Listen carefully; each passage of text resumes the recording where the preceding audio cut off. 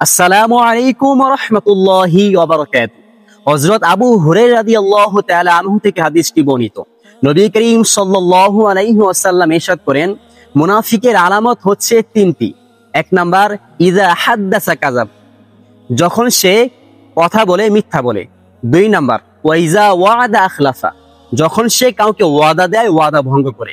তিন নাম্বার, ওয়া ইযা তুমিনা খানা, যখন কেউ তার কাছে আমানত রাখে আমানতের খেয়ানত করে।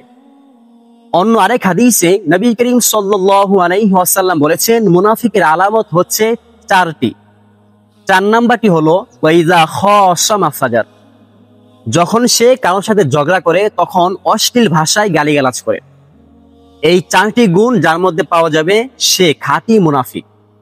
আর মুনাফিকের ব্যাপারে আল্লাহ রাব্বুল আলামিন বলেন, ইন্নাল মুনাফিকিনা ফিদ দারকিল আসফালি মিনান নার, মুনাফিকরা জাহান্নামের সর্বনিম্ন স্তরে বসবাস করবে।